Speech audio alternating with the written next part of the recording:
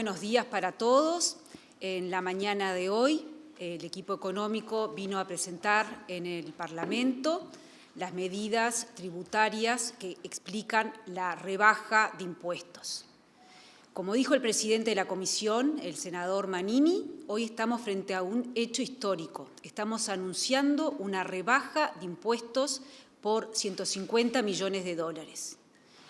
Aquí varias veces ustedes nos han oído decir en estos 3 años que acá había una política económica distinta, que había cambiado, que habíamos cortado con la lógica anterior del gobierno del Frente Amplio, en donde todos los aumentos de gastos se financiaban con mayor impuestos. No hemos aumentado impuestos a pesar de los gastos que hemos tenido. Lo que se destaca significativamente son los gastos en la pandemia, que fueron por unos 2.300 millones de dólares. En el día de hoy hemos presentado medidas que dan un paso más. Ya no es no aumentar impuestos, estamos hablando de rebaja impositiva. Particularmente, hoy presentamos el proyecto de ley en donde se habla de una rebaja en el IRPF que pagan los trabajadores, los contribuyentes de IRPF. El impacto mayor es para quienes tienen ingresos mensuales más bajos. Además, se agregan beneficios para quienes tengan hijos y algunas otras deducciones adicionales. Y también el proyecto de ley tiene una reducción en lo que es el pago del impuesto que pagan pensionistas y jubilados. Además, hay una condonación de deuda para los monotributistas en este proyecto de ley. Pero también compartíamos medidas que tienen que ver, que son hechas a través de decretos y que tienen que ver con el apoyo a las micro y pequeñas empresas.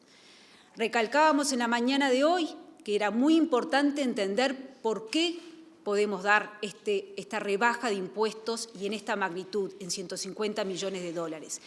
Llegamos a esta situación luego de 3 años de un manejo muy responsable y cuidadoso de la plata de todos los contribuyentes.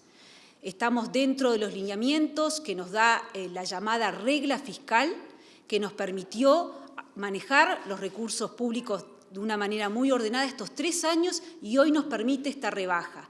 Y estos lineamientos también continúan para adelante. Este manejo prudente de los recursos públicos también continúa para adelante. Está previsto en nuestras proyecciones fiscales que se continúe trabajando con este orden en las finanzas públicas. El impacto de las medidas que presentamos hoy alcanza, en lo que tiene que ver con el IRPF, a unos 327.000 trabajadores, de los cuales resaltábamos en la mañana de hoy que más de 200.000 tienen un beneficio muy significativo. Reitero, nos referimos a aquellos trabajadores, a las maestras, a los policías, a aquellas personas que tienen ingresos mensuales menores a 60.500 pesos. En lo que tiene que ver con el IAS, y dejan de ser contribuyentes del IRPF unos 63.000 trabajadores. En lo que tiene que ver con el IAS, la medida alcanza a todos los jubilados y pensionistas, que de acuerdo a los últimos datos disponibles, en la campaña del 2020 son unos 179.000 personas, y dejan de ser contribuyentes del IAS unas 20.000 personas. Finalmente, antes de abrir espacio a las preguntas, comentarles la oportunidad, o sea, cuándo empieza esto a sentirse en el bolsillo de los uruguayos, porque en definitiva todas estas medidas lo que buscan es que haya más dinero en el bolsillo de las personas, de los uruguayos. Bueno, cuanto antes se vote la medida, antes se va a ver el impacto, porque si bien la medida es para todo el 23, ya lo que tiene que ver con los anticipos del IRPF ya disminuirían, ya bajarían de forma inmediata. Por eso insistimos y le pedimos que se trate en el Parlamento lo antes posible para que este impacto llegue a las personas lo antes posible y vean estos beneficios. Quedamos entonces abiertos a las preguntas. Ministra, que de Canal 5 Noticias estamos en vivo. La pregunta es, a lo que usted hablaba recién, ¿cuándo efectivamente se trasladaría, por ejemplo, al sector empleador que baja lo que es lo que se retiene mes a mes a los trabajadores Le voy a pedir exactamente lo que decía, que eso va a depender de cuándo queda votada la ley, por eso insistimos que cuanto antes mejor. Le voy a pedir a la contadora Biestro, que es la directora de asesoría tributaria, que explique exactamente, porque hay que diferenciar si los contribuyentes presentan o no declaración jurada. Como bien decía la señora ministro, efectivamente, cuanto antes se vote este proyecto, se apruebe este proyecto de ley, los trabajadores y los pasivos van a ver reflejados en sus bolsillos este alivio tributario. Tanto el IRPF como el IAS son impuestos de carácter anual, donde el impuesto se configura al 31 de diciembre de cada año. Entonces, una vez que la ley entre en vigencia, tanto los trabajadores como los pasivos van a ver ese alivio tributario que en caso de no pagar van a dejar de anticipar o de pagar el impuesto, ya sea el IRPF o el IAS. ¿Qué pasa con los anticipos o los pagos que ya se hicieron hasta la entrada en vigencia de la ley?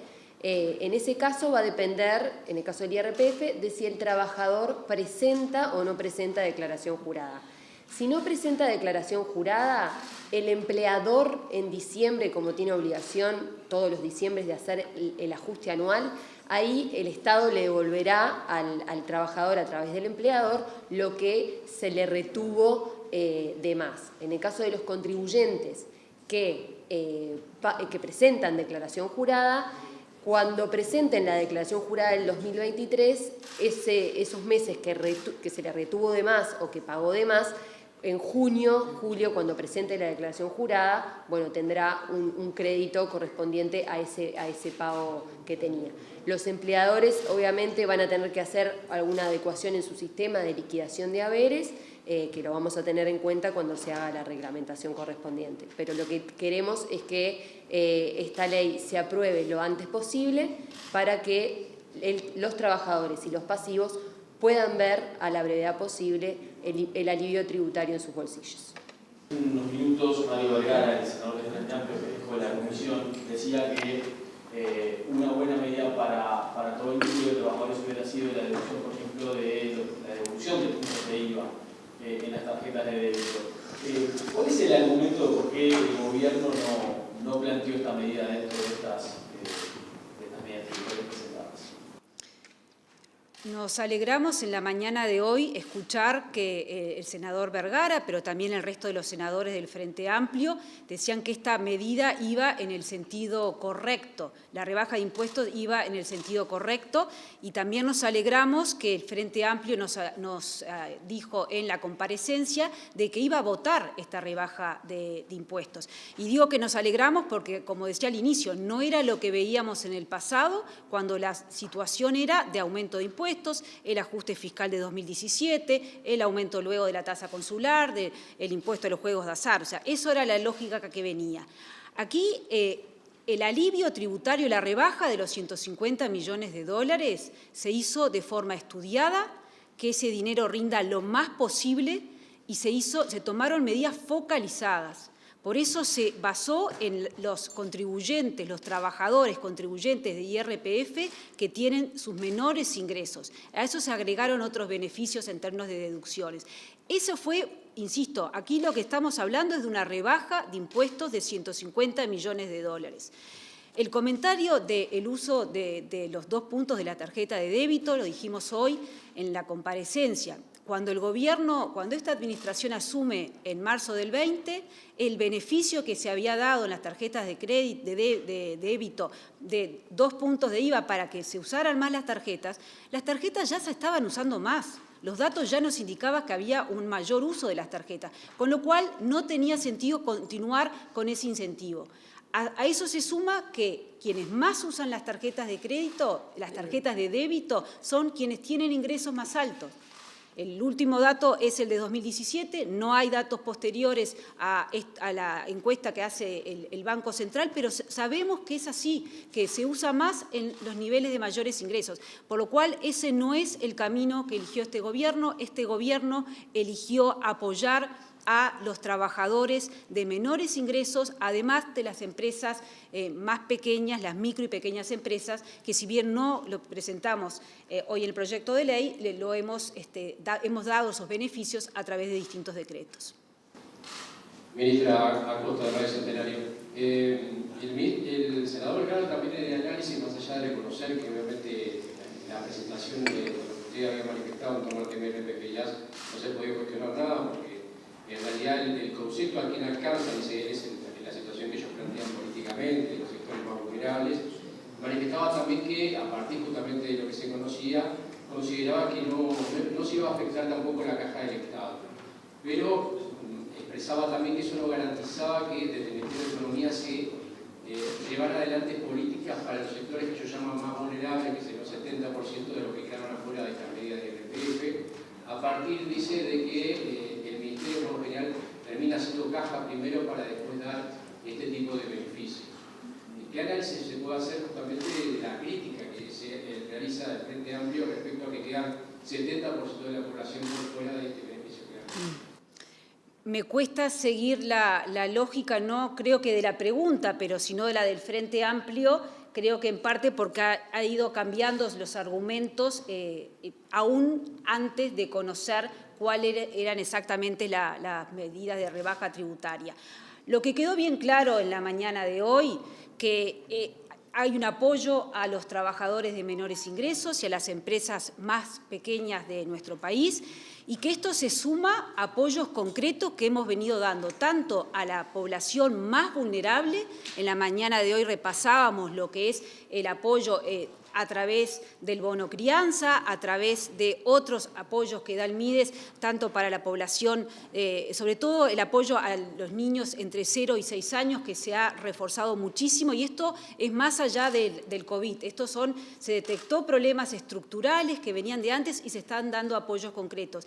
Pero además a la otra población que no llega a tributar el IRPF, también se ha venido apoyando, en primer lugar, con la creación de empleo. Hemos creado, el principal objetivo ha sido crear empleo y se ha creado.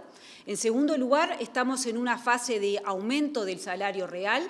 El último dato que tenemos es de enero de este año, con un aumento del salario real de 2,4%.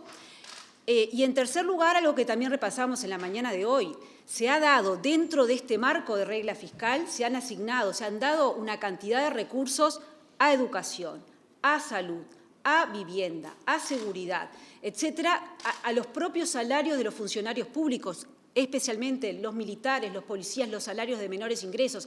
Entonces, también se ha llegado a esa población y a eso le sumamos las medidas de hoy, pero no son solamente estas medidas. Hay que ver el conjunto de medidas que se ha tomado para aumentar el bienestar de los uruguayos. Y reitero, el conjunto de estas medidas se toma dentro de un marco de cuidado de la plata de todos, que es lo que llamamos la regla fiscal.